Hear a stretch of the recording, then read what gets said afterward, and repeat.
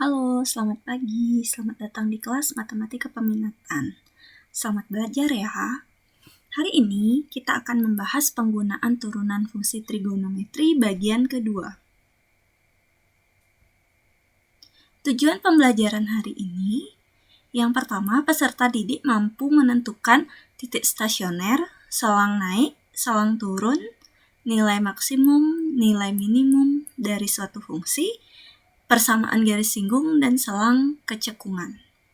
Kemudian peserta didik juga mampu menggunakan konsep turunan fungsi trigonometri dalam menyelesaikan masalah.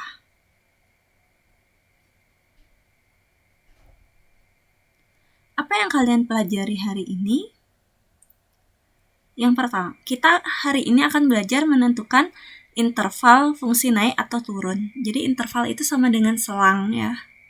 Jadi kita akan belajar menentukan kapan suatu fungsi itu monoton naik atau monoton turun.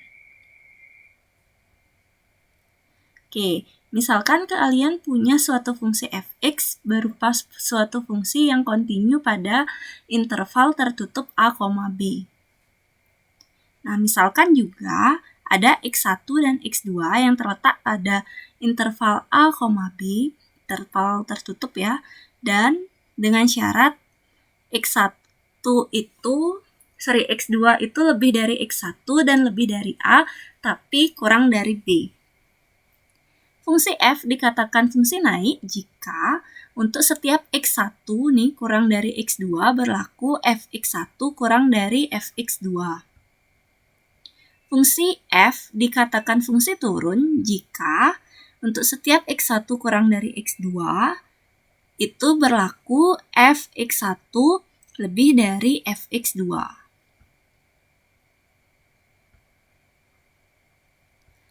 Oke. Coba perhatikan grafik fungsi berikut. Kemarin ketika belajar menentukan titik stasioner, nih, kalian sudah diberitahu jika titik A, FA itu menandakan suatu fungsi yang konstan untuk sesaat.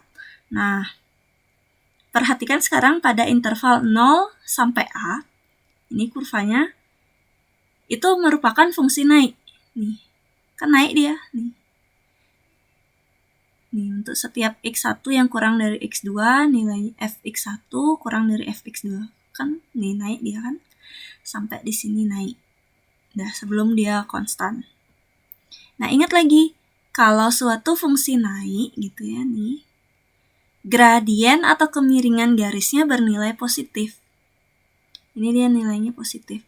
Nah, waktu awal bab turunan, kalian sudah diberitahu bahwa arti turunan secara geometri itu adalah gradien atau kemiringan kan. Nah, kalau kemiringannya positif, nih, kemiringannya kan dibilang positif kalau dia fungsi naik. Itu artinya turunan pertama dari fungsi fx ini harus lebih dari 0. Jadi ini diberikan fx gitu ya. Jadi saat dari 0 sampai A nih x-nya, fungsinya naik. Artinya turunan fungsinya di sana pasti lebih dari 0. Ini positif dia. Kemudian perhatikan lagi grafik yang sama. Dari interval A sampai B nih, fungsinya kan turun dia nih. Dari sini sampai di sini mendekati titik B ini fungsinya turun. Kalau fungsinya turun, gradien atau kemiringan garisnya bernilai negatif. Nah, seperti yang tadi juga, karena kemiringannya bernilai negatif, artinya f aksen x-nya kurang dari 0.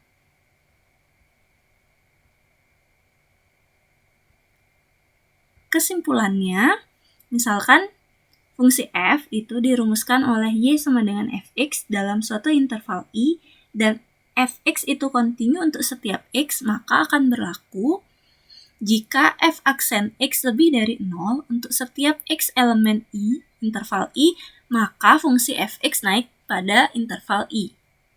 Nah, kontinu itu artinya grafiknya tidak terputus, jadi dia terhubung oleh suatu garis, kayak gitu. Yang kedua, jika f aksen x kurang dari 0 untuk setiap x elemen i, maka fungsi fx turun pada interval i.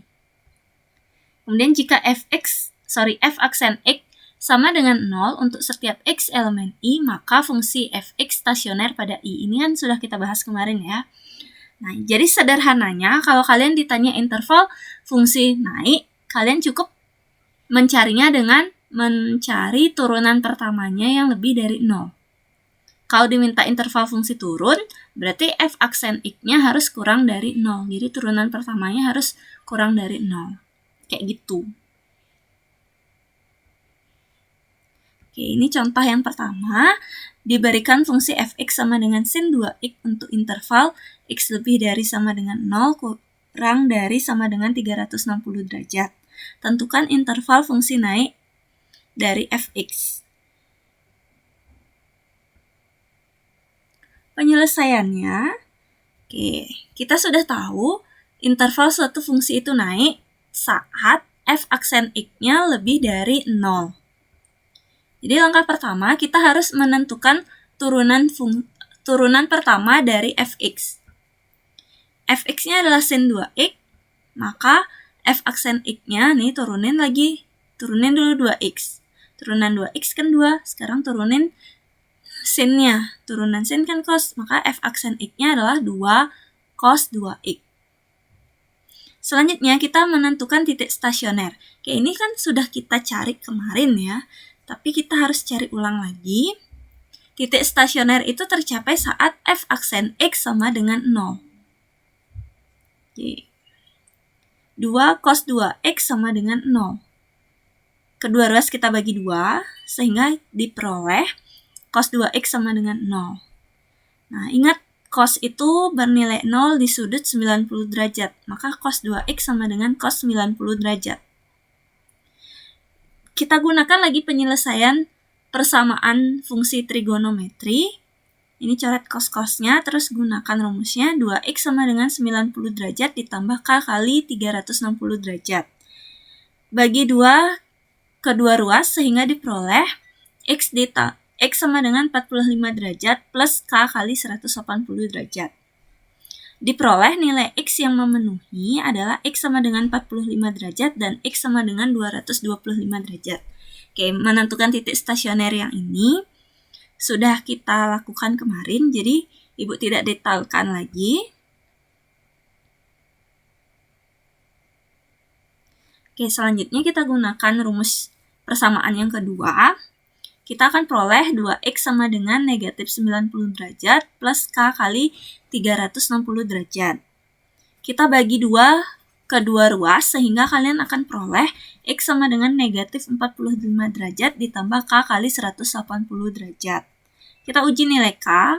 Untuk k sama dengan 0 diperoleh x-nya negatif 45. Ini tidak memenuhi ya. Kemudian k sama dengan 1 diperoleh nilai 135. Oke, ini memenuhi. K sama dengan 2 diperoleh 315, juga memenuhi.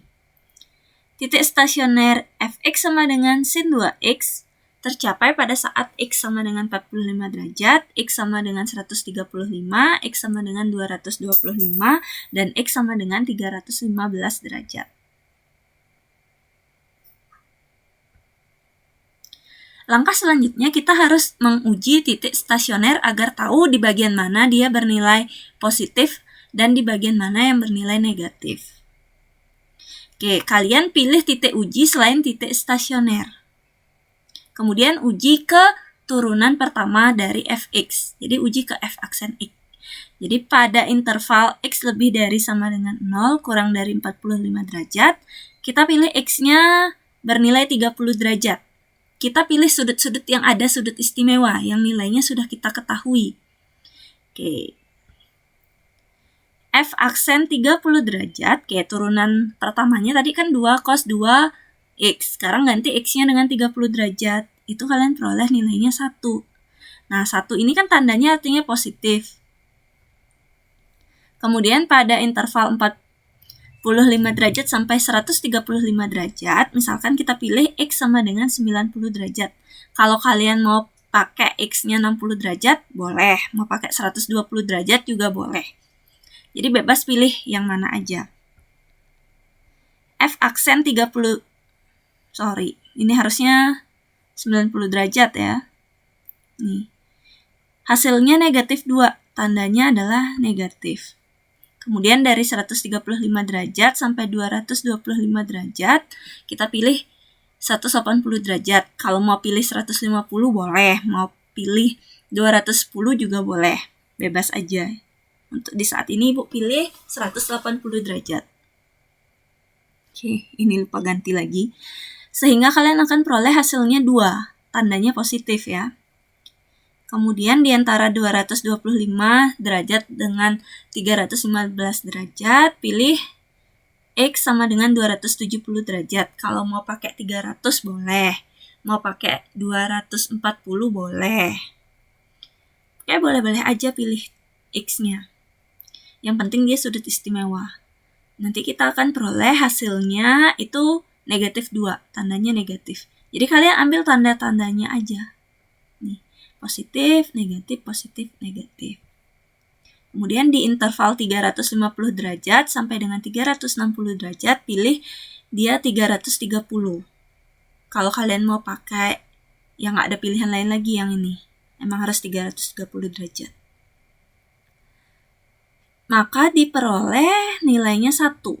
Nih, tandanya positif. Oke, nih. Tadi di antara 0 sampai 45 derajat, yang ini kan, kita dapat tandanya positif, nilainya 1. Jadi cukup buat tandanya di sini. Fungsinya naik kan. Jadi kalau misalnya dia plus, berarti dia naik fungsinya. Kalau min, berarti turun, kayak gitu. Kalau negatif itu dia turun. Nih, negatif, dia turun.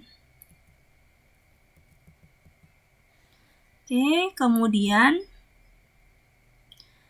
ini plus lagi, ini min lagi, ini plus. Nah, fungsi fx, kan yang ditanya itu naik pada interval berapa? Cari yang tandanya plus. Dia kan naik di 0 sampai 45 derajat, di 135 sampai 225 dan 315 sampai 360. Batas intervalnya kan tadi dibilang X lebih dari sama dengan 0 sampai dengan kurang dari sama dengan 360 derajat kan. Makanya dia titik-titiknya ini bulat di 0 dan 360 derajat. Kemudian syarat interval naik itu, fungsi naik itu kan kalau f aksen x-nya lebih dari 0. Makanya ini bulatannya kosong, putih gitu. Ini aja 2 batas yang hitam. Makanya ini di 0 dia pakai tanda kurang dari sama dengan, di 360 derajat juga kurang dari sama dengan, sisanya tidak. Oke. Contoh yang kedua, jika diketahui fx sama dengan 2 cos x dikurangi pi per 3 untuk x lebih dari sama dengan 0 kurang dari sama dengan 360 derajat, tentukan interval fungsi turun.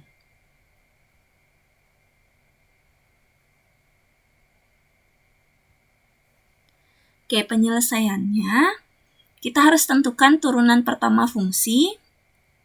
Jadi fx-nya adalah 2 cos x dikurangi pi per 3, maka f aksen x-nya adalah negatif 2 sin x dikurangi pi per 3. Kita tentukan titik stasionernya. Titik stasioner tercapai saat f aksen x sama dengan 0. Jadi sekalipun kalian diminta menentukan interval fungsi naik, fungsi turun, kalian tetap harus cari titik stasioner dulu. Oke, turunannya adalah negatif 2 sin x dikurangi pi per 3 sama dengan 0. Kita bagi negatif 2 kedua ruas, sehingga diperoleh sin x dikurangi pi per 3 sama dengan 0. Oke, sin bernilai 0 di sudut 0. Maka penyelesaiannya adalah x dikurangi pi per 3 sama dengan 0 ditambah k kali 2pi. X sama dengan pi per 3 ditambah k kali 2pi. Kita uji nilai k, saat k-nya 0, kita peroleh x-nya pi per 3, itu memenuhi. Saat K-nya 1 diperoleh 7Pi per 3, itu sudah tidak memenuhi. Jadi berhenti sampai di sana. Oke, selanjutnya sin X dikurangi Pi per 3 sama dengan 0. Maka sin X dikurangi Pi per 3 sama dengan sin 0. Oke, sekarang kita gunakan yang kedua, yaitu penyelesaiannya Pi dikurangi Theta. Theta-nya di sini ke 0. Maka kita peroleh X dikurangi Pi per 3 sama dengan Pi dikurangi 0 plus K kali 2Pi. Maka X dikurangi Pi per 3 sama dengan Pi ditambah K kali 2Pi. Maka X sama dengan Pi ditambah Pi per 3 ditambah K kali 2Pi. Kita peroleh X sama dengan 4Pi per 3 ditambah K kali 2Pi. Kita uji nilai K. Saat K sama dengan 0, kita peroleh dia hasilnya 4Pi per 3, itu memenuhi. Saat K sama dengan 1, X-nya adalah nilainya 10Pi per 3, ini sudah tidak memenuhi. Selanjutnya kita uji titik stasionernya. Pilih sama seperti langkah di contoh 1, kalian pilih titik uji X selain titik stasioner, kemudian uji keturunan pertama dari Fx. Pada interval 0 sampai Pi per 3, kita pilih X-nya Pi per 4. Kita akan peroleh hasilnya 0,52. Ini tandanya kan positif. Kemudian pada interval Pi per 3 sampai 4Pi per 3, kita pilih Pi per 2. Kita akan peroleh X-nya bertanda negatif. Kemudian pada interval 4Pi per 3 sampai 2Pi, kita pilih X-nya 3Pi per 2. Itu hasilnya nanti 1, tandanya positif. Oke, nah ini kalau kita gambar di garis bilangan, seperti tadi, batasnya kan di 0 sama 2Pi. Itu dia tandanya ada sama dengan, makanya bulatannya hitam. Ini titik-titik stasionernya, bulatannya putih, kosong. Kemudian di 0 sampai Pi per 3 kan tandanya positif, berarti fungsinya naik. Kemudian di Pi per 3 sampai 4Pi per 3 diperoleh tanda negatif, berarti fungsinya turun. Kemudian di 4Pi per 3 sampai 2Pi tandanya positif, berarti fungsinya naik. Nah, kelihatannya selalu selang-seling ya, tapi sebenarnya ada dia suatu fungsi yang tidak selalu selang-seling. Jadi lebih baik kalian uji semuanya untuk setiap batas. Nih, kayak gitu. Fungsi Fx sama dengan 2 cos X dikurangi Pi per 3 turun pada interval. Kalau dari, kan ini soalnya nanyain fungsi turun. Jadi kalian harus cari yang tandanya negatif. Ini tandanya min. Kalian akan peroleh di sini interval turunnya dari X lebih dari Pi per 3 kurang dari 4Pi per 3. Udah kayak gitu aja. Terima kasih sudah menonton video hari ini. Sampai bertemu di video selanjutnya. Jika ada yang masih bingung, mari kita diskusikan bersama. Sampai jumpa lagi.